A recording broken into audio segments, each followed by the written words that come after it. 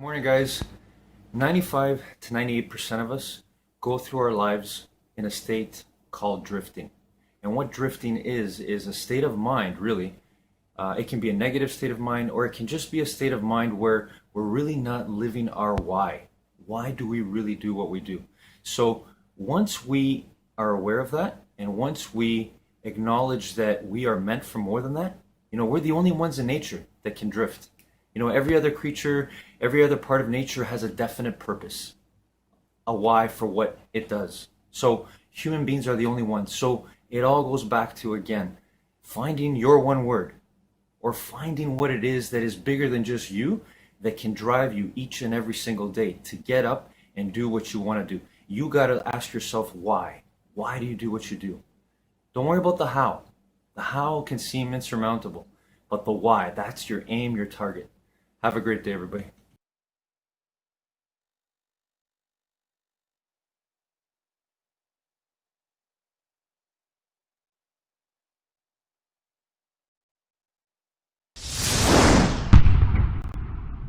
People say, Brendan, I'm scared to start my dream. I'm like, you're not scared to start your dream.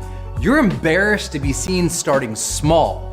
Big difference. It's not about the dream that's freaking you out. It's about how you're gonna feel chasing the dream. It's about how you're gonna be perceived chasing the dream. It's about how you fear at night it won't turn out the way you wanted. It's not about the dream. It's about how you're processing how it will feel chasing the dream. And once you figure that out, you see that you can rewire yourself. You can teach yourself to think differently about the journey and the process. Because look, no matter how small you start something that matters.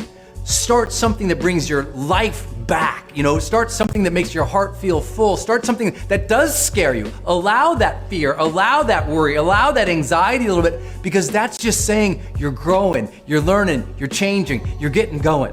But let's be very clear. Most people, what they're really scared about is being embarrassed. Well, I don't know if I quit my job and I start this thing, what do my coworkers think when I do that? I don't know if I start this, what are my friends gonna say when they see me playing small and not doing big things? Because every big project starts with small little tasks that don't look sexy. Oh, what's everyone gonna think about me that I chose this route when the other thing was over here and that was a better choice? What people are scared about is being rejected, or more, being embarrassed. I tell people all the time, don't be embarrassed to start small. I think about when I started doing videos, it wasn't, we're at 200 million video views now. Tell you what, when I started, I was okay with the fact that it was like 10 people watched my videos. 9 of them was my mom on a different browsers, probably hitting refresh to make me feel better about myself. I accepted the fact that starting small was part of the game. Instead of bemoaning that, I honored that process. I said, that is part of it. Being small in a big pond with big fish is part of the game. And only until you keep playing, keep moving, keep building, do you ever become one of the big fish. You have to be okay with being small. And so if you start your channel or you start your thing and only 100 people watch it, hey, that's 100 people who heard your message. That's 100 people who you helped. That's 100 people who you changed your mindset for. That's 100 people who let you do your own thing and watch. And even if they were haters, at least you started penetrating their mind. Get in the game. Never be embarrassed about starting small or scrappy or crappy, because that's part of the journey. It's supposed to be that way. So don't fear it, acknowledge that's part of it. I'm gonna honor that. Let's go. Think big, act small. Think big, have a big goal, big dreams, big desires, big mission, big vision. You're gonna change the world, think big, let's go. We love that as entrepreneurs, right? Let's think big and change the world. And act small in that you gotta do something. Because the only thing you're missing is momentum. Where what most people do is, if you're just thinking big and feel like you have to act big from the start, then nothing ever ends up happening and that big goal dies within you. We are afraid of taking the first step. We are afraid of building momentum. We are afraid of people seeing us and nobody's seeing us. I just finished this 7-day challenge in Built to Serve, helping people become thought leaders. And people are afraid of people watching their content and what those people are gonna say. And they're equally afraid of nobody watching their content. So you're afraid of somebody seeing what you're doing and judging you, and you're also afraid of people not seeing what you're doing, and you're creating an obscurity. So you're afraid of being seen and not being seen at the exact same time. Is there any wonder why you're not creating? Is there any wonder why you're not making? Is there any wonder why you're stuck in just planning and strategizing and making the perfect thing happen before something ever happens? Is it ever any wonder why, if you want to start a YouTube channel, you're still stuck on what the opening sentence is going to be and what microphone you're going to use and what camera and what lighting and what the background and how your hair is going to look and your wardrobe? And is there any wonder why you're still stuck on that instead of just creating? Because we're afraid. We're afraid of being seen and we're afraid of not being seen at the same time. And so we've convinced ourselves why we can't do something with rational, logical reasons that we believe. But really, you're just not making content. You're just not making progress. You're just not having the conversations you need to have. You're just not building the business that you should be building, right? Whatever the thing is, it's just, at the end of the day, it's just fear. And the thing that's missing is momentum. How I encourage people to get through it is what I tell myself. I expect to suck at the beginning. Whatever you do, when it's your first time, expect to suck, right? Just expect to suck at the start. Why do you think you're going to be amazing the first time you go and create something? You're not. It's going to suck. It's not going to be very good. Like, even objectively, it's not going to be very good, probably. But that's okay. It doesn't mean you suck as a person. I think it's amazing. I think the fact that you're willing to try is an inspiration.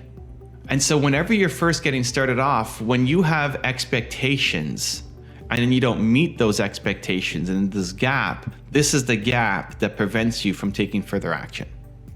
How many times have you tried to do something, you got started, you weren't getting results like you thought you would, and you just quit right away? How many times have you recorded a video, watched it back, were completely embarrassed by yourself, and then never posted it and never launched your channel? There's been people who I've done interviews with as their first guest on their podcast or YouTube show or Instagram, whatever, and then they never post it. They never posted because they are too embarrassed to even launch the show. And it was even a decent interview, but the insecurities and the fears and the doubts creep in, and so they don't post it. They don't do anything about it. Where you just need to expect to suck at the beginning. Just expect to suck. Expect it to be terrible. And that gives you the freedom to go off and create, because like anything else, whatever it is you want to do, you want to be a YouTube creator, you want to be an entrepreneur, you want to be a coach, an author, a speaker, whatever it is that your business is, it's all doable. It's just a skill that you need to learn. There's a bunch of skills that you need to pick up and learn. And like any other skill, you can learn it. Of course you can learn it. You can pick up any skill. But you don't have the skill right now. And so don't overly judge yourself for not having the skill and not being good enough as a human being just because you don't have the skill set yet. Right? This isn't you're not good enough as a human. It's you're not good enough at this specific skill set yet, that when you can figure that thing out and get the training, education, experience, then you can go and accomplish the goal, of course. But we overly judge ourselves and then we don't build momentum. One of my movement makers, his name is Michael. He's an amazing human. He wanted to start making content, wanted to start making videos, wanted to start doing interviews, and he was afraid of asking people to be on the show and him being the interviewer. He was fine being an interviewee when people were asking him questions, but he didn't want to be the interviewer and was afraid to ask people questions. And so we had a discussion and we came up with a concept where it was his show is called Empowering Conversations with a Disabled Man. So he's disabled. He wants to help reduce the stigma around people with disabilities. He wants to have open conversations. He wants to help people who are disabled find hope and inspiration and power. And he also wants to educate able-bodied people to how to help, support, cherish their disabled friends or the community. And so we came up with the concept of Empowering Conversations with a Disabled Man. And he launched his first live interview where he was having the conversation. He had a guest come on and he was doing the interview. And it was the idea to action that made all the difference, because he'd been thinking about doing a show and thinking about making content and being too afraid and being stuck in his head, like all of us do, myself included, all of us do. And to his credit, the thing that I did not do at his stage in this career was he just went off and did it. He just, okay, you know what? Here's an idea. I'm going to do something about it. I'm going to do something about it. I'm going to get started. And he had his first one. I asked him how he did it. He said it was so much fun. It was so great. It was so amazing. And now he's scheduled his second one. He's going to keep doing more. It's a great win in that it worked out. Now, if he keeps going on this show, say he does 100 episodes of this show, he's going to look back on his first video and realize, oh my gosh, I was so bad at the beginning, right? But look at the journey. Look at the growth. Same thing for you. Whatever you're starting off doing, just expect to suck at the beginning. Expect to suck. Expect no results. Expect nobody to see it. Expect it to be terrible. And tomorrow you're going to keep going. You're going to make it a little bit better and a little bit better and a little bit better. And when you look back on 10 days, 20 days, 50 days, 100 days, you'll come back and say, holy cow, I'm really getting better. Why? Because you developed a skill. You were still the same awesome human. Now you're developing a skill set to actually get better at the thing that you want to do. Makes all the difference. The only thing you're missing is momentum. So just repeat yourself. Repeat to yourself. The only thing I'm missing is momentum. The only thing you're missing is momentum. You've got the heart, the care, the passion, the desire to serve, the vision, the soul to help. You've got all that. You know you can help. All you're missing is momentum. You're just not doing enough. And that's not a beat down to say, judge yourself and you suck again as a person and you should be doing more. Don't do that. But take the time that you spend criticizing yourself and judging yourself for not being good enough and use that energy to then just go make something and expect to suck.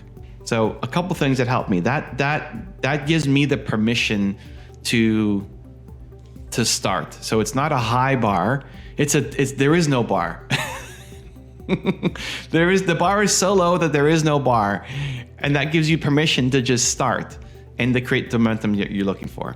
The other thing that I find really helps me is just trust that great ideas flow through you.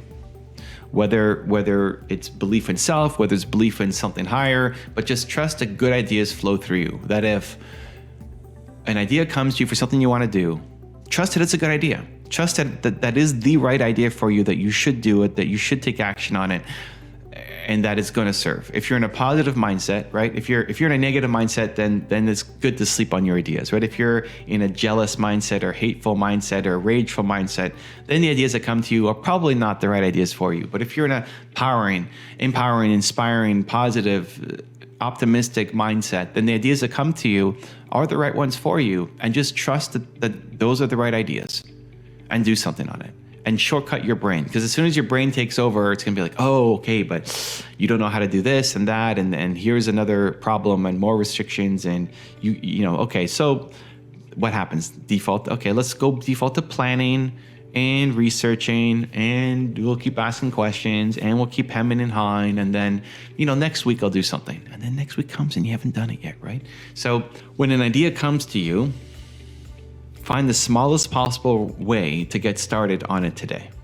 Don't make it some big giant thing that now you need $1 million in venture capital and a huge team to accomplish. The only thing you're missing is momentum, right? So trust that great ideas flow through you. Great ideas flow through you. You're here to do so much more. And take that kernel of an idea and do something. Whatever the smallest possible, simplest thing is, to just build some kind of momentum for it, to see how much did you love it, how much do you want to go back and do it, without having the pressure on it, having to be the perfect thing, the next big thing, the only thing that matters, because that's what keeps you stuck, slow, knowing that you're capable of more, but too afraid to act. Great ideas flow through you, and the only thing you're missing is momentum. Let's go. Also, to make sure you're actually taking action after watching this video, I've designed a special free worksheet just for this video. The worksheet will highlight all of the lessons learned in this video, as well as pull out our 3 favorite learnings and quotes that will inspire you to actually do something. The worksheet will also give you space to write down what your key takeaways are and your specific plan of action to make sure you're getting results. If you want the worksheet designed specifically for this video, absolutely for free, there's a link in the description below. Go click on it and start building the momentum in your life and your business. I'll see you there.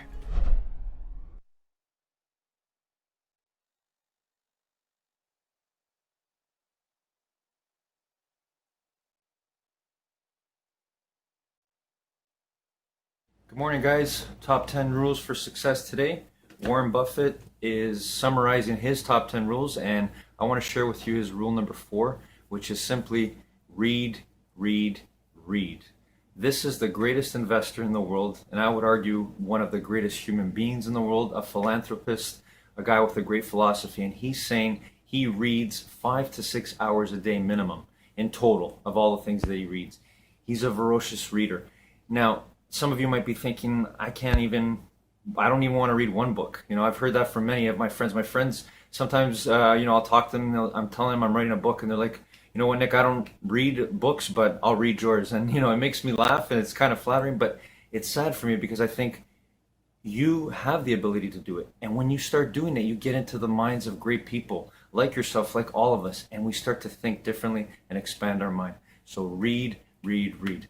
Have a great day, everybody.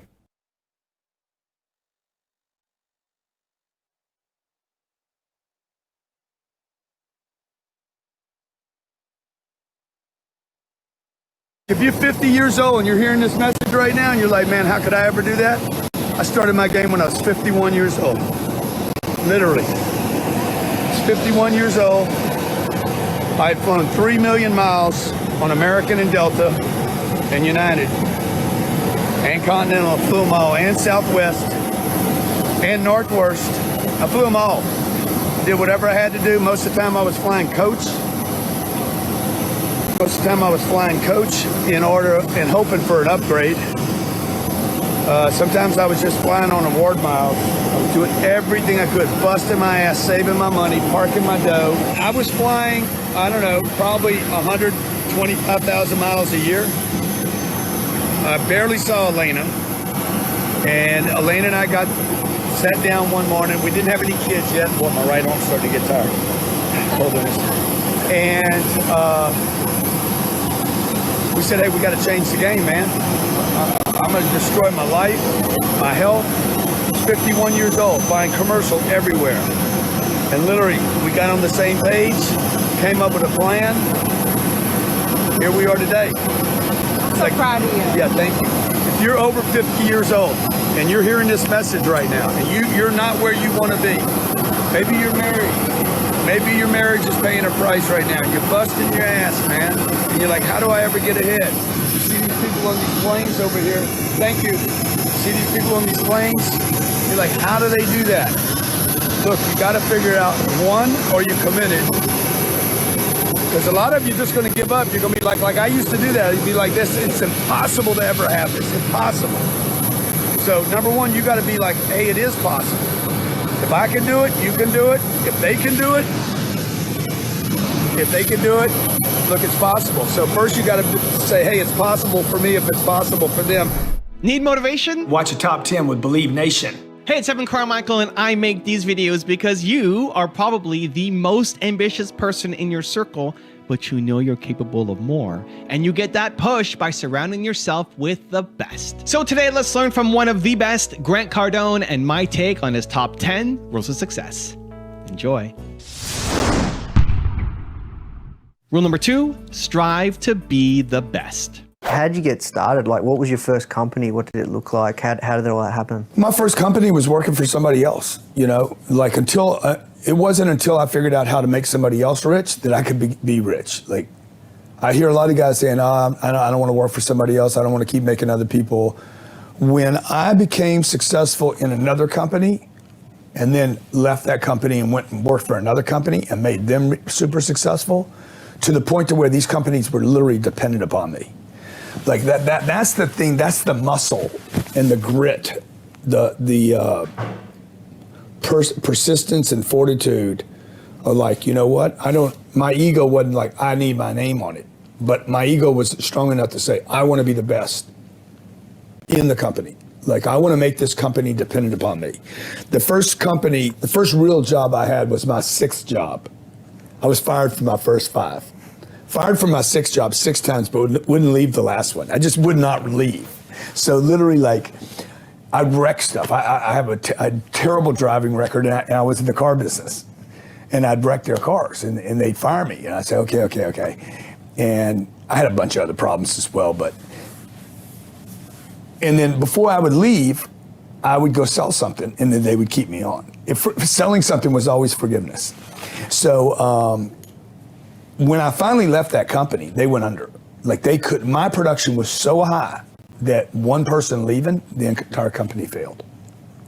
Went to my next job, which was speaking, consulting, using my sales philosophies and gifts, if you will. And we would go around companies and teach them. And I worked for him for 20 months. I was like the top guy in his company. Now, the reason I'm saying that is that was a job for me and that was a business. I treated my little department like this is my company within a company.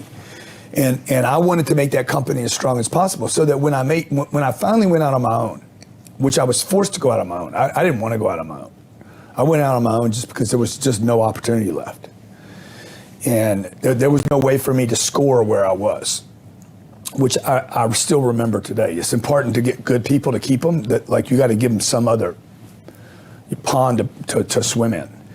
And so when I started my first company, I guess I was 29. That was a company where I was cold calling on businesses around the US and Canada. Rule number 3, master income creation. 3, the third thing the super successful do is they master income creation. I was asked this morning, I left my home at 4 o'clock in the morning. I was on a plane at 5, okay? And a guy asked me, he's like, dude, why are you still cranking so hard? Because I don't have any money. I'm always broke. I reinvest all the money. Every time I get any money sitting in accounts, I take it and invest it in hard assets. Illiquid assets. Illiquid so that I cannot get that money. That's what keeps me motivated, folks. I get money, liquid money. If it's not used, what? It's useless. Take it and I buy a hard asset that produces income. I'm broke, I gotta go hustle again. Rule number 4, invest in valuable things. I want to share with you the not so secret way that thousands, tens of thousands, actually millions of people are becoming millionaires in America today. They invest in assets that appreciate over time. They invest in assets, in IPs that they control, royalties they control, things that they know over time will increase in value, that there's a 99.9% chance that they're going to increase in value. And that's what they invest in. They don't make little bets, they make big bets, and they invest in things that they know will go up in value over time. That could be a sports team. Chances you buying a sports team are next to none. Same for me. So you got to start thinking about, okay, what assets can I do that with? Okay. Oh, wow. I'm going to go create the next big thing. I'm going to create an app and hundreds of millions of people are going to download my app. Okay. Chances of you doing that are, your chances are bigger than mine because I'm not even trying. There are assets out there today that are in your backyard. They're in your neighborhood. You don't have to buy a sports team. You don't need to be connected. You don't have to know how to write code or do tech. It's sitting there waiting for you right now. And it's one of the ways that I created the wealth that I have in my life. We have 11 businesses today. And then we have a real estate portfolio of 12,000 units, going to 40,000 units, and about $4 billion worth of real estate. Now, the 11 businesses that I own, man, they were so hard to create them, start them, manage them, guide them, hire people for them, advertise, market, get them known, like to organize it. We have hundreds and hundreds of employees in these companies, about 700 employees across these companies, most of which are startups. They're brand new. They don't have a lot of employees. A lot of risk, a lot of downside, a lot of problems, a lot of headaches, a lot of people. The real estate, almost no headaches. Compared to the value of the portfolio, very few people work at it. It appreciates in value over long periods of time. And that's what wealthy people do. They invest in assets. Real estate is one of the things they love. Also, to make sure you're actually taking action after watching this video, I've designed a special free worksheet just for this video. The worksheet will highlight all of the lessons learned in this video, as well as pull out our 3 favorite learnings and quotes that will inspire you to actually do something. The worksheet will also give you space to write down what your key takeaways are and your specific plan of action to make sure you're getting results. If you want the worksheet designed specifically for this video, absolutely for free, there's a link in the description below. Go click on it and start building the momentum in your life and your business. I'll see you there. Rule number 5, spend on the business. The first 3 years I was in business, I made $30,000 a year. 3 years, first 3 years. The last year I left somebody, I was making 150, 160 grand a year. The first maybe 27 months that I was in business, I made less than 30,000 a year. I went backwards. But the problem was I do what a lot of entrepreneurs do. The mistake a lot of entrepreneurs make is, number one, they never look up the definition entrepreneur. An entrepreneur means someone who organizes a business or businesses and invests money, takes greater than normal risk with money in order to expand or organize those businesses. I wasn't spending money on my business. Like, all I was doing was knocking on doors. It was just pure effort. I wasn't spending money. Like, I wouldn't spend real money until I was 50 years old, about 10 years ago, when a guy said, "Bro, you're not a business." And I said, "What?" And I could feel this. Yeah, I was a hustler, I was a grinder, but I wasn't a business, and I could feel it, you know. Yeah, I was a consultant. I was making some money, like in my 30s and 40s. I made a lot of money, what other people would call a lot of money. Yeah. But I was not a business. You know what I mean? I was just. What do you mean by that? Well, I was just hustling. Just because you're hustling, everything was a transaction. Yeah. Everything was a transaction to get money, pay the taxes, have a little bit of money left over. Everything was a transaction. Yeah. And this guy's like, "Well, you know, you're not a business." And I was like, "I know, man, I know. Don't tell anybody. I know that, okay?" Like, I knew it. And because to me, a business is, I can walk away from it, it'll still operate. I was a guy. I was no different than when I was 30, just pounding doors. And which was good. And I think a lot of people you don't need to skip that spot either. Because once I put the two together, okay, I can pound the door. I can learn e-commerce. I can be a one product sale. I can sell to companies. Like today, we'll sell a product to a company for 80 grand on a 3 to 5 year contract, 80 grand a year.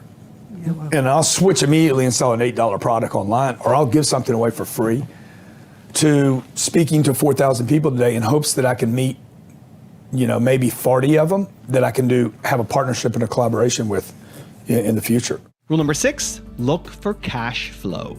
They invest in assets of cash flow. Give me a drip. Let me rip. Give me a little drip. Give me something every month. Give me something every quarter. Give me something to reward me. 3%, 4%, 10%.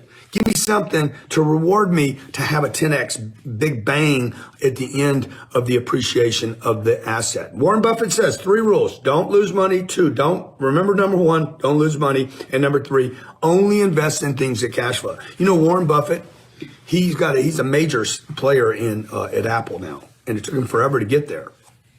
And the reason he finally invested in Apple was because he finally understood the cash flow of the iTunes account. It was crazy. That's when he made his big move. Every company he's ever invested in had positive cash flow, and cash flow enough that they could distribute cash flow. Rule number 7, find the right vehicle. We got to look at your vehicle. What vehicle are you in right now? Do you have any recurring revenue? Do you have any opportunities outside of what's going on right now? What are your assets and liabilities? If you're over 50 years old, you're just trying to figure out, man, what am I going to do? Because, look, time is critical now. You don't have a lot of time. You know that better than I do. You got to figure this game out, okay? If you're committed, number 1. Number 2, we got to look at the vehicle you're in. We got to look at, do you have any other additional income or recurring income or repetitive income, passive income, opportunities? There's so many that exist in the world today. If you don't understand YouTube, LinkedIn, Instagram, all these things, like I didn't understand any of this when I was 51 years old. I had no idea how to market myself. I'd never branded myself. I'd never done video like this before. I didn't know if I did a video, what I was supposed to do the video on. I did not have a product lineup. I was in one tiny vertical. I'd heard somebody say once, the riches are in the niches, and my niche was so tight, I wasn't right. I was wrong, because I was dependent upon this many people. I had to serve them, satisfy them, kneel down to them, and kiss the ring every day. And I got tired. If you're tired of kneeling down, kissing the ring, begging, putting up with bullshit from customers, and you're 50 years old, you're over 50 years old, and you're like, okay, I got to get recurring revenue. I got to get something that's indestructible.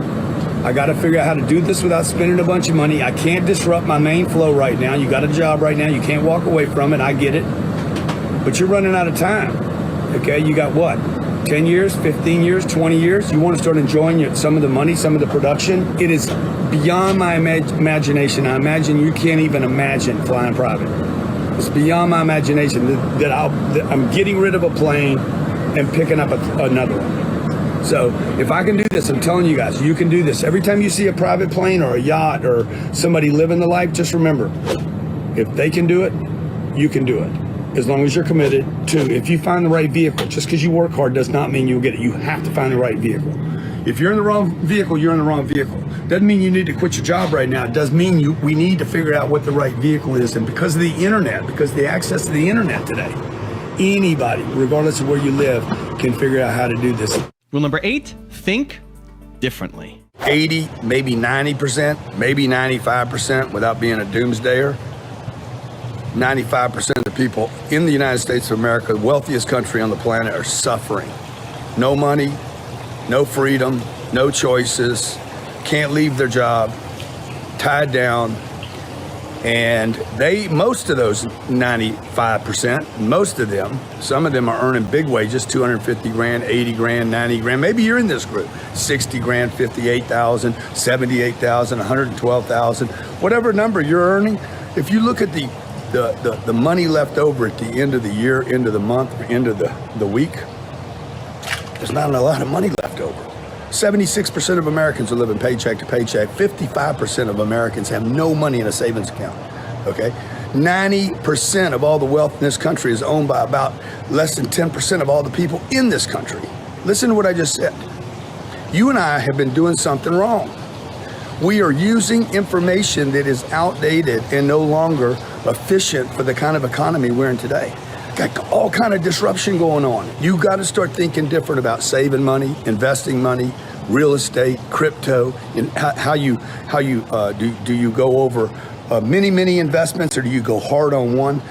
We need to look at what you have been taught about money that may be holding you back, that may not be the thing you need to be doing any longer. I'm here in Las Vegas right now. You know, when you walk in these casinos, almost everybody knows how to play blackjack. Almost everybody knows how to play the little games here. They even have books how to play the games. The guy gets a 6, he's got a 16, and the dealer's got a 6. He's like, oh, I'm not gonna hit that card. And he sits there and he gets beat all night because he's playing by the book. I figured out 2 things. I figured out, excuse the language, I've been doing everything wrong and thought it was right. I was doing exactly what the book said. Save your money, invest in mutual funds, plan for retirement, buy some life insurance. What was the other one? Work hard. Oh yeah, you gotta work hard. And you do, by the way. That's not a myth. But I know a lot of people that are working hard that end up with nothing. Like my parents. My dad worked hard, he died at 52 years old. Heart blew up in his chest from stress and overwork. Probably for not taking care of himself enough, because he was out there grinding, just pounding every day because he wanted to do one thing, take care of his family. Probably the same thing you want to do. Then my mom was left to raise 5 kids and only had a little bucket of money sitting over there in a savings account. So she's clipping coupons, terrified to spend anything, scared if the plumbing breaks, scared if the roofer comes over, scared, terrified every day to spend 1 penny, because she knew she was depleting the account that would take care of the family. Look, if you're experiencing any of these same things today, don't feel bad about yourself. Like you're not like, oh, what's wrong with me? What's wrong with you is you have the wrong information. You got the wrong information. It's not because you're lazy, it's not because you're stupid, it's because you have the wrong data. Rule number 9, unlearn useless stuff. You need to unlearn some. You need to unlearn some stuff that mom and daddy and your teacher told you. Your mentor, your last guy, whoever you're listening to, if what you have now hadn't got you where you want to go, what you have now in your head, might be keeping you from where you want to go. And rule number 10, the last one before some very special bonus clips, is multiply money. Math and money. Math and money. Math and money. How old are you? I'll be 9 in 3 days. 9 in 3 days. Okay, Yeah. math and money. So I'm going to give you adding, subtracting. You know how to do both of those, right? Yes. And I'm going to do multiplying. Oh God. Okay. Now, which of these three are the most important? I think When it comes to money, when it comes to money, let me show you. 1 plus 1, 1 plus 1. or 2 plus 1 equals what? 3. Okay, good. 2 minus 1 equals 1. 1. So we got 3, 1. 2 times 3 equals what? Wait, that's simple. 2 times 6. 3. Yes. Okay, so which one of these is the most powerful when it comes to I money? think multiply. Yes. Why would that be? Because if you know how to multiply, right? And Yeah. you have $1, right? Yeah. And you're able to multiply that into $2, and they can multiply that $2 into 80, 100, million, $1,000. Whoa, whoa, whoa, whoa, whoa. That's We the can number get there you faster, need to right? Okay, so watch. I'm gonna give you a little drill here Okay. to show you the power of multiplying. Add, Add, subtract, subtract, multiply. Multiply. Okay, we're gonna use the same numbers every time. 2 plus 2, 2 plus 2, 4. 2 minus 2. 2 minus 2, 1. Oh wait, that's 0. Okay, that's 4. 0. 2 plus 2 is 4. Yeah, and then 2 minus 2 is 0. And 2 times 2. 2 times 2. It's 4. Let's do this. We're gonna do another. Because we love 10s, right? Okay, we're gonna take the number 10, because I have it on my hat. 10x. Hey. Wait, no, now you have the number 10 on your hat. Okay, 10. And we're gonna do 10 plus 10. What's 10 10? minus 10. 0. And 10 times 10. 100. So watch. 10 plus 10 is how much? 10 plus 10 is 20. 20. 10 minus 10? 0.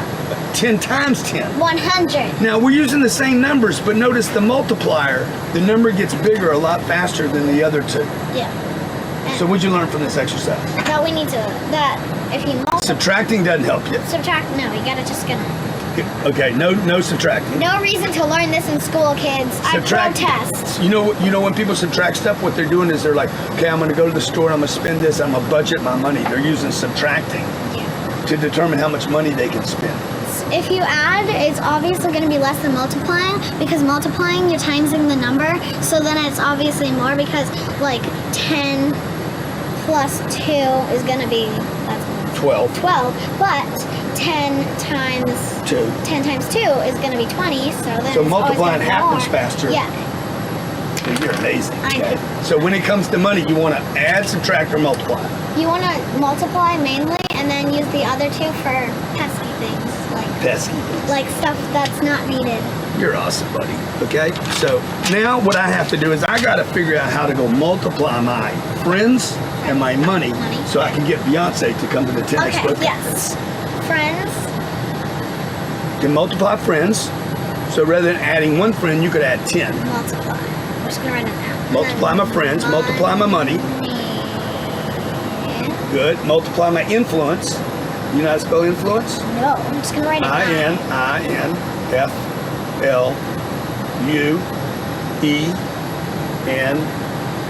I-N-F-L-U-E-N-C-E. Influence. Multiply my power Power. Just and like it's help more people. Because hell. if I can, maybe I can help Beyonce or Dolly Parton or who else? Adriana. Or, Her name is Ariana Grande. Ariana. Sorry, Just Ariana. remember her by the ponytail. Okay, maybe Rhiney Heine can get Ariana. You like Rhiney? Okay. All right. So, okay, if I can't get Beyonce and I can't get Adele and I can't get, I think Jimmy Fallon will do it. I can't get Ariana. Ariana, okay, and I can't get, who else did you want? Dolly Parton. Dolly Parton and Jimmy Fallon. Jimmy Fallon. Who else? Kevin Hart. Kevin Hart. That's just the list. I of can get celebrities. Kevin. You can get Kevin. I believe in Kevin. I already had Kevin. Okay? I know. I want Kevin again. You want Kevin again? You love Kevin, huh? Kevin's cool. Who Because else? he's almost my height. Who else? That's I'm funny. sorry, Kevin. Okay, who else you want? What about The Rock? Yes, The Rock. Okay, what about, give me, Jimmy Fallon can bring Ariana Grande. okay. I either want Beyonce or Adele. Okay, Either one or the one. other, not both of them together. I mean, yeah, you can choose. I mean, Okay. I'll be perfectly happy with all of them, but. Okay. And then Ariana. Wait, I already said Ariana. Yeah, yeah. And then Dolly Parton. Dolly Parton, and I'll be happy. Okay, I'll tell you what, I'm gonna invite one of those people or more, Okay. but And then Kevin Hart has to be. but I need some, huh? And then Kevin Hart. And Kevin Hart, you want And Kevin Hart again? yes. Already had Shorty.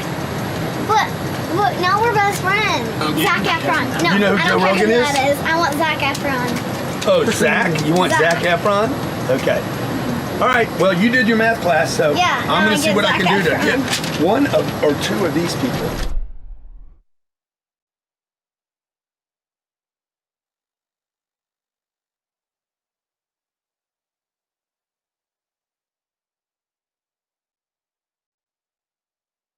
Good morning, guys. Today, living, laughing, and loving our way to infinite mind health. I was laughing yesterday. I got to tell you, when I've started this journey in the new year of going on here and writing my book, trying to really help as many people as possible, I've had nothing but great comments, positive things, and it's just driven me more and more each day. It's allowed me to build my confidence and be where I am.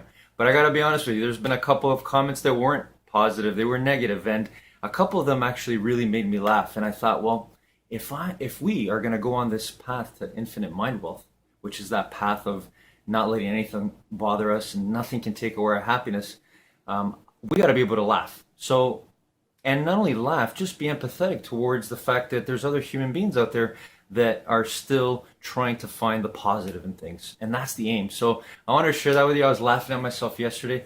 I'm still laughing at myself, and I'm still going. Have a great day, everybody.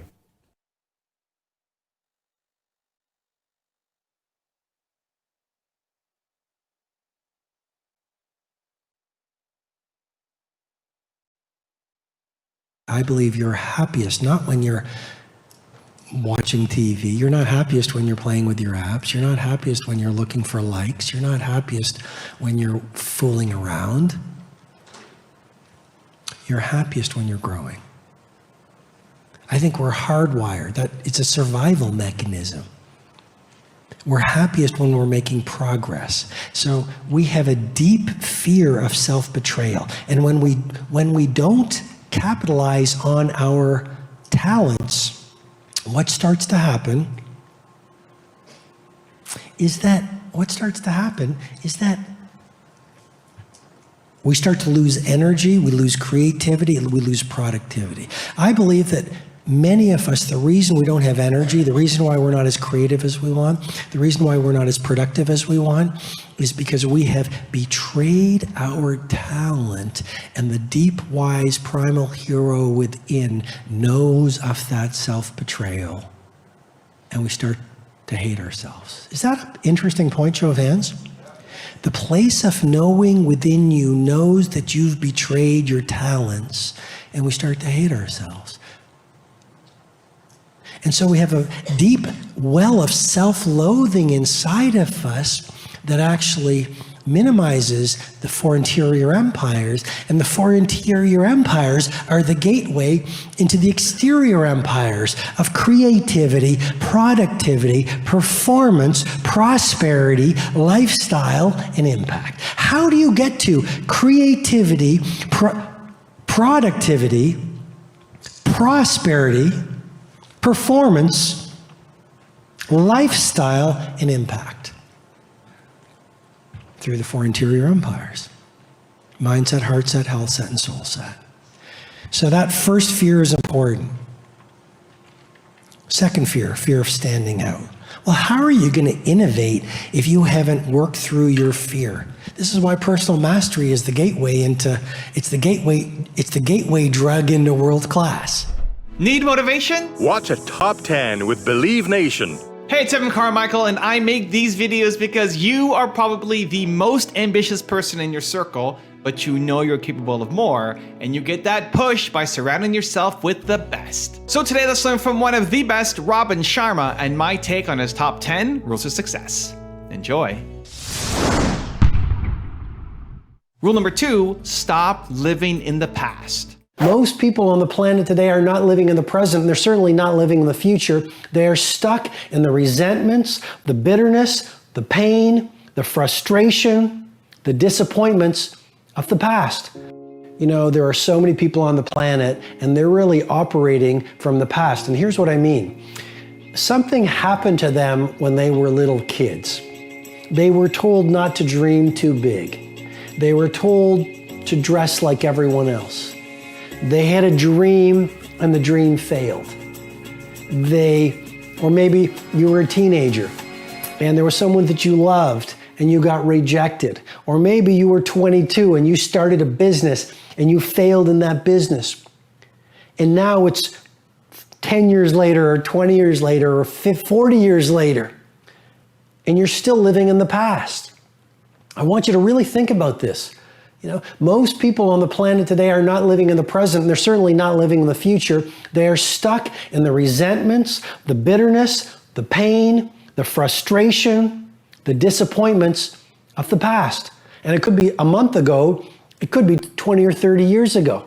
And if you don't work through what happened in your past, you are resigned to spend the rest of your future stuck in the past. If you want to play at mastery in your craft, you want to play at mastery in your thinking, you want to play at mastery in your performance, you want to play at mastery in your income, you want to play at mastery in your service to humanity, you owe it to yourself and the best within you and the talent that resides within you to do the work required to let go of the past.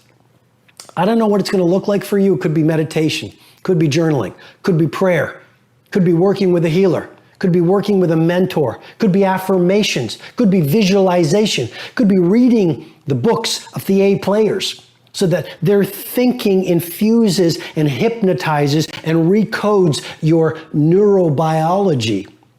But you owe it to yourself to release the past so you can free yourself from the things that happened that disappointed you and move into a bold and brilliant and gorgeous future.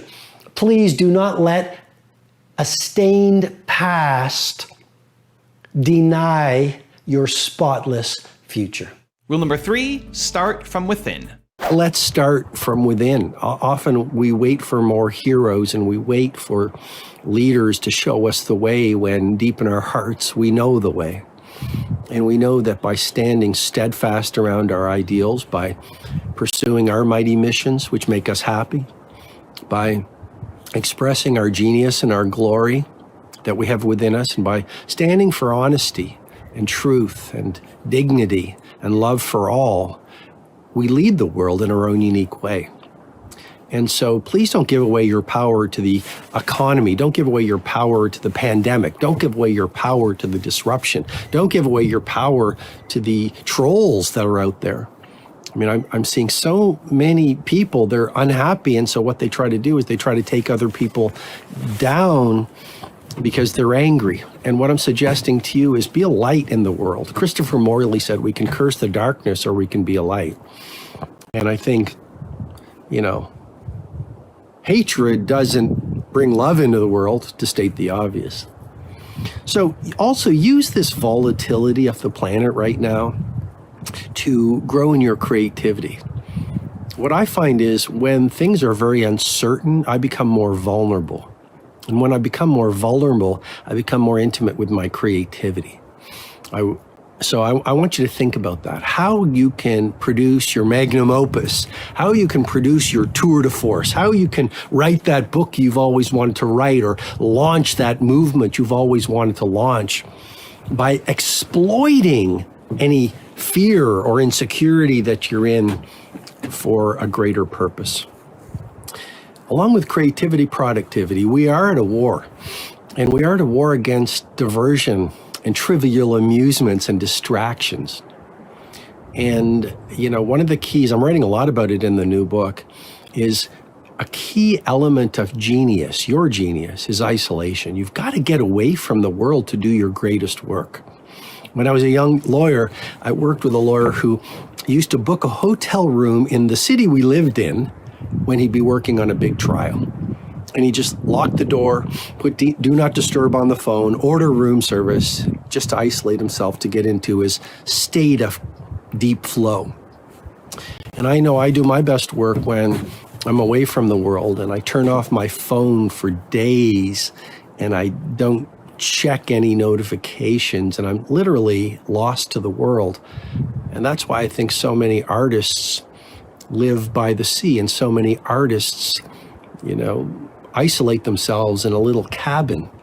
I think of Andrew Wyeth, I think of J.D. Salinger. You know, these people had these cottages where they would go and work for hours so they could experience transient hypofrontality, which I've written about in the 5 a.m. Club. You can learn about it. It's really the key to genius, and you need to know it if you want to bring your genius to the world.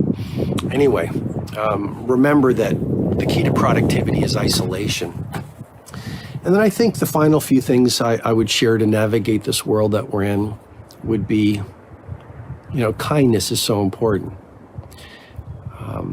And that involves the basics that are often not so obvious. Saying please and thank you. Please means I appreciate you. Thank you means I respect you. Being on time, which is the trait of royalty. I think punctuality is the trait of royalty in many ways. And just communicating in a way that's respectful. You can say whatever you want so long as you communicate it with respect. Sometimes I see people online, they say, I disagree with you. Look, disagreement is absolutely fine, but why do you have to say it like that? Just say, here's another way to look at it. Here's how I look at it. Communicating in a adversarial or antagonistic way doesn't serve anyone. And I think what the world needs right now is more respect, more kindness, and more gentleness. Final thing I would say is make sure you have some fun. You know, even in dark times and uncertain times, there are still ways we can find gratitude. We can listen to the bird song I was reading about. With all the lockdowns, there's a city in India that finally is able to see the Himalayas after 10 years because there's so much less pollution now. So look for things to be grateful for. You know, the bird song, a sunrise, a beautiful piece of poetry, a great sonata or other piece of music, the laugh of your child, a beautiful home-cooked meal. But make sure you find some time to experience the simple graces every single day because, you know, you'll find them if you look for them. Rule number 4, never lose the white belt mentality. It is such a great pull when you start to move to higher grades of victory to stop doing the very things that made you successful, to stop learning, to stop going to art galleries, to stop having a mentor, to stop getting up early, to stop taking care of your health set, to stop polishing your beliefs. It is so easy to fall in love with success. And that's why being successful is actually very dangerous, because you might stop doing the very things that brought your magic to the world. So the fifth element of this deconstruction, if you want to continually be upgrading your performances, is to never lose that white belt mentality. Never think you're a master. Actually, one thing about masters, they never think they are masters. And the moment you think you are a master, the moment you think you're the most important person in every room that you're in, the moment that your ego screams more loudly than your hunger to grow and represent mastery is the beginning of your descent into obsolescence and irrelevance. Also, to make sure you're actually taking action after watching this video, I've designed a special free worksheet just for this video. The worksheet will highlight all of the lessons learned in this video, as well as pull out our 3 favorite learnings and quotes that will inspire you to actually do something. The worksheet will also give you space to write down what your key takeaways are and your specific plan of action to make sure you're getting results. If you want the worksheet designed specifically for this video, absolutely for free, there's a link in the description below. Go click on it and start building the momentum in your life and your business. I'll see you there. Rule number 5, discover your creativity. Creativity. Oh, creativity is so important for every single one of us. When we were little kids, you know, we had such creativity in us. Creativity is not just for poets and dancers and writers and filmmakers. Creativity is the birthright and the hallmark of every human being with a beating heart today. And so if you're not feeling creative, if you're not downloading amazing ideas that are allowing you to disrupt your field and own your game and make the world a better place, it's not because you don't have genius in you. It's because you've masked or blocked your access to that genius. In the Circle of Legends, the model that I teach that has been revolutionary to my clients is the genius betrayal process. And it really speaks to a number of influences that act on us after the moment that we're born. It makes me think of what Picasso said. He said, it took me 4 years to paint like Monet, and it took me a lifetime how to remember to paint like a child. And so what happens is after we're born, we are influenced subconsciously by our parents who teach us as best as they know how the world works. We're influenced by our peers. We're influenced by our teachers. We're influenced as we get older by the media around us. We're influenced by the cultural beliefs that are entrenched in the nation that we lived in, or that we live in, of course. And so what happens is subconsciously, incrementally, every single day, we receive this messaging and this languaging that takes us away from who we truly are. And we lose our native creativity and our curiosity. A little kid is always saying, why? But sometimes that curiosity gets stuffed out of us by people saying, stop asking so many questions. And by the messaging of the media and the culture saying, stop asking so many questions. Don't dream that you can be an astronaut and an empire maker and a startup entrepreneur or a great teacher or a frontline worker. Play in a box, think small. And after a while, year after year after year, we start to think small and we start to betray our genius. We start to give up on who we are and we forget who we truly are. In many ways, the process of self-mastery is not transformation, it's remembering. A human life is a short ride. Now, is that something that's depressing? No, it actually is something that can be inspiring and activating in the most positive way of ways. Once we know that our days are numbered, whether we live for 100 more years or 1 more year, it reminds us that we must not hold back on expressing our primal genius. We must not hold back on doing what feels most right to our hearts, our characters, and our souls, for fear of rejection or being laughed at by the chattering crowd. You and I must realize the potential and the gifts and the talents we've been blessed with, not only to live these soaring lives that destiny wants for us, but for the benefit of a better world. There's a little bit of wind where I am, so forgive me, and I think we're going to be okay. But usefulness. I wrote a book 22 years ago called Who Will Cry When You Die, which was all about legacy before legacy became a popular thing to contemplate. And I think ultimately life is a short ride, and I think ultimately you do want to think about how you'll have impact on the world, because even a long life is a temporary ride. And I think when you look at people who are in their final stages of their life, they don't wish they had more money, and they don't wish they had more fame, and they don't wish they had bigger houses, and they don't wish they had bigger titles, and they don't wish they had whatever you want to fill into that blank that I'm figuratively speaking just put in there for you. No, at the end of our lives, we all have the same human longings at the end. And these are things like greater connection with those we loved. We wish that we had walked the earth more lightly. We wish that we had been kinder, and we wish that we had been more helpful to our neighbors. Rule number 6, have faith.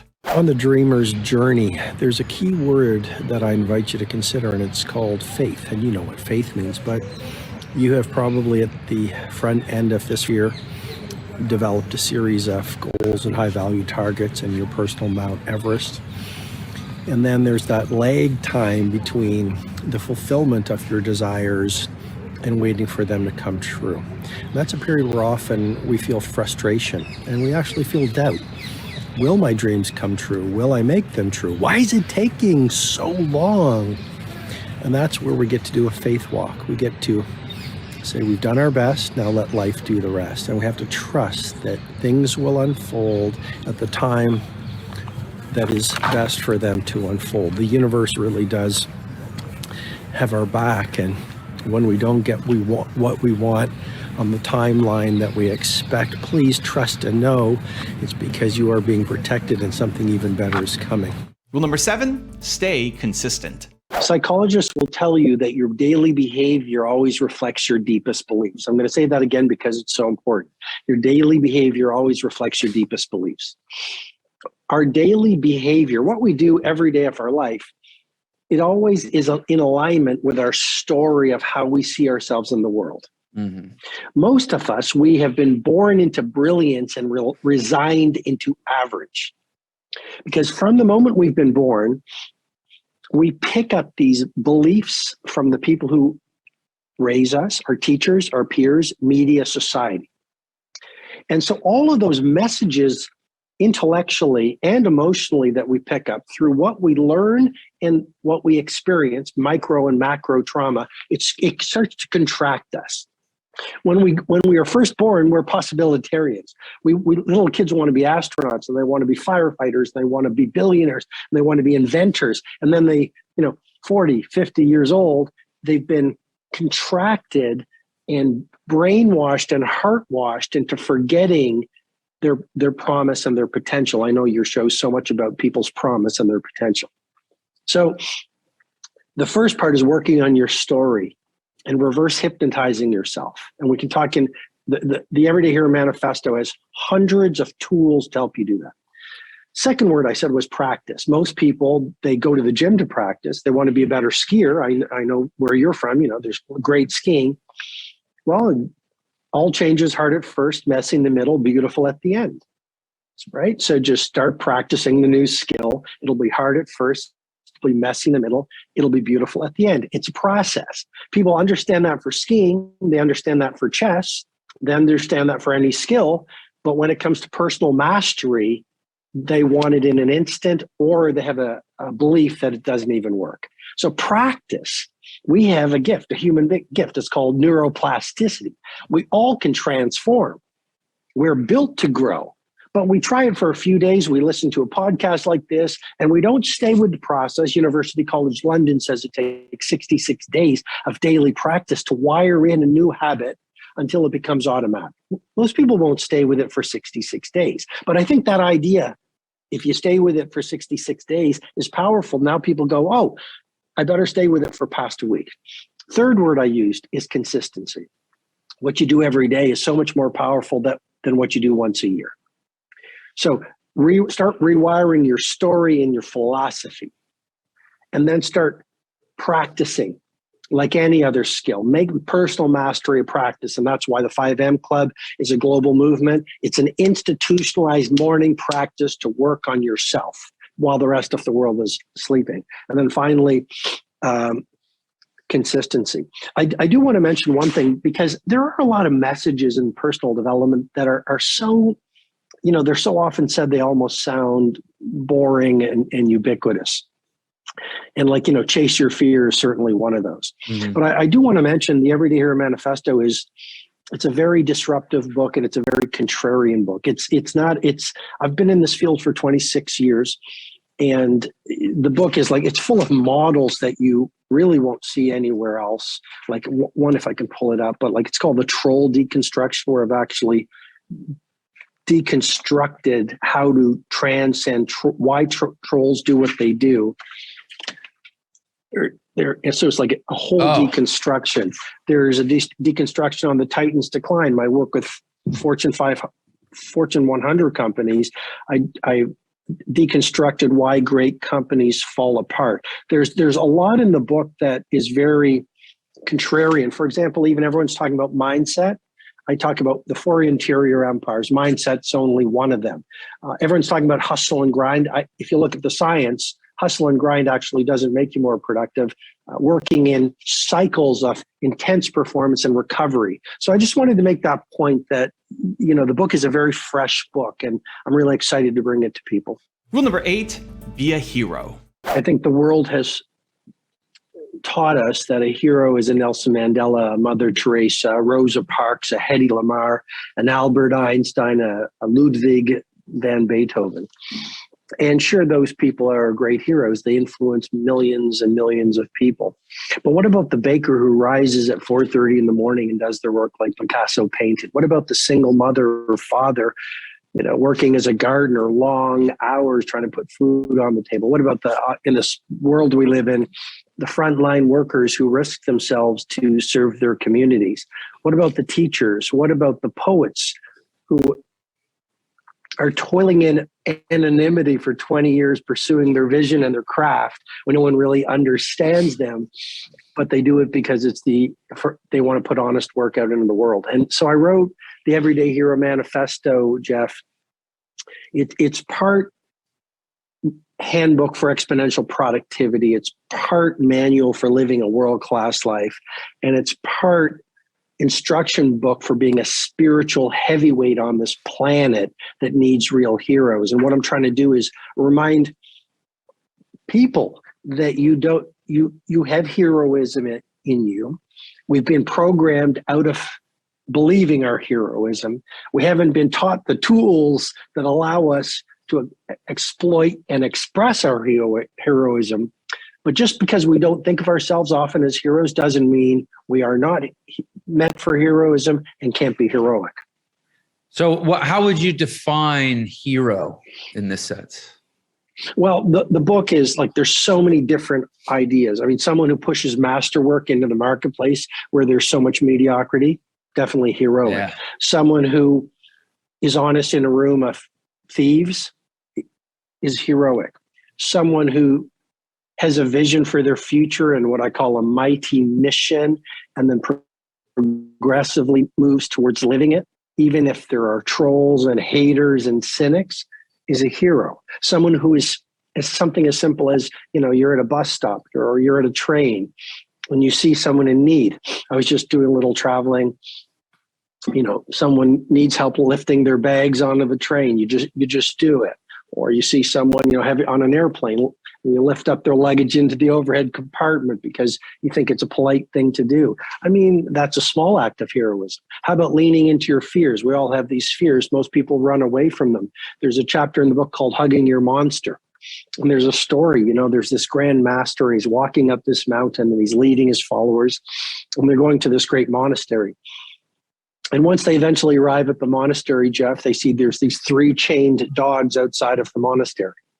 And the other people grow a little bit, timid. And then eventually the dogs break free from the chains and they start running towards the group.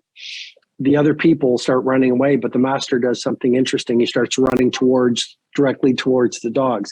The dogs get even more excited and even more violent. They started running even more quickly towards the master.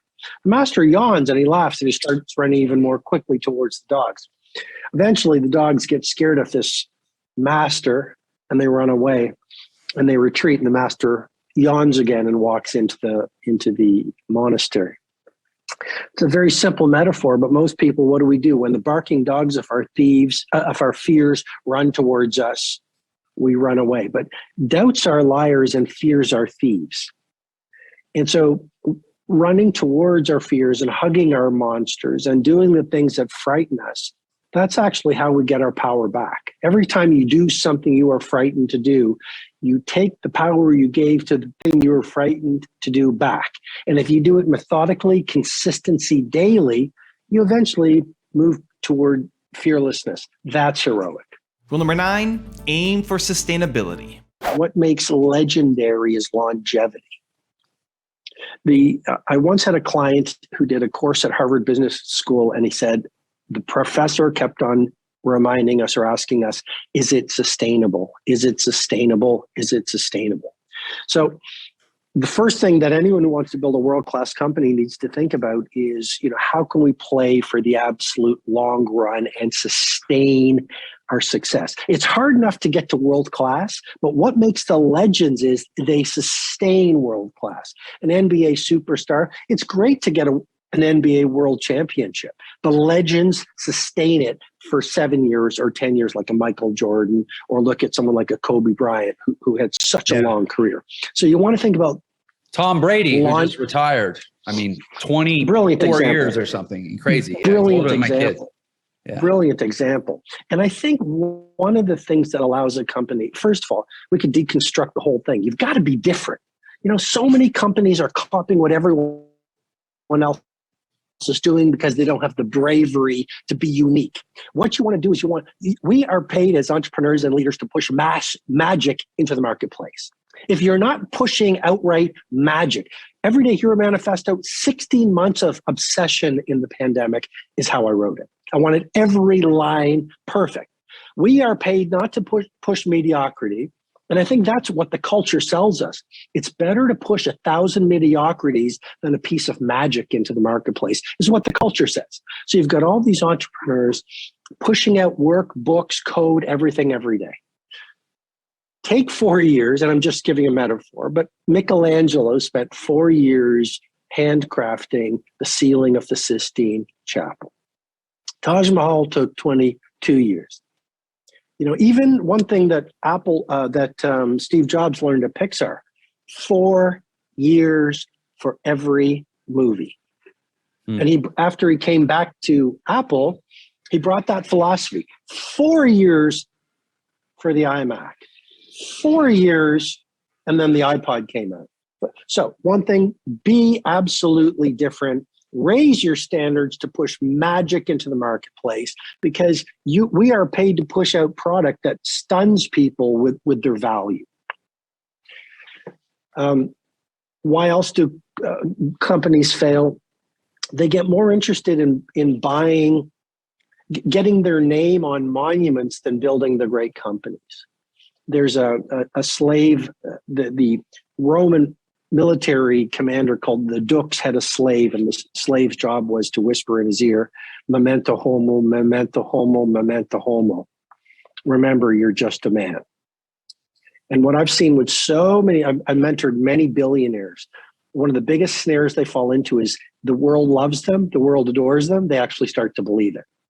I know we don't have time to get into the whole deconstruction on the Titan's decline, but one of the biggest traps people fall into is they forget that it is your customers who you serve. These are the people who put food onto your table. So keep on becoming obsessed with how may I deliver more value to these people than they have any right to receive. And keep on innovating, inventing, getting hungry, getting even better. And rule number 10, the last one before some very special bonus clips, is never be completely satisfied. We all want to be satisfied. We all want to be happy. We all want to wake up every day and go through life feeling a sense of joy.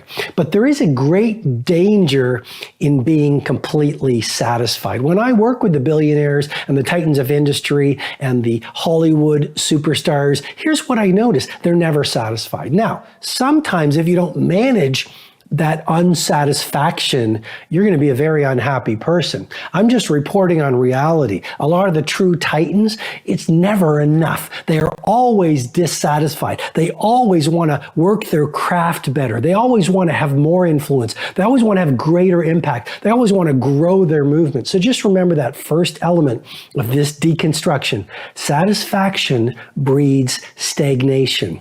You want to be joyful and grateful, and yet at the same time, you never want to lose the fire in your belly to be better, to materialize more of your primal genius, to offer value to more people, and to grow the very thing that you do.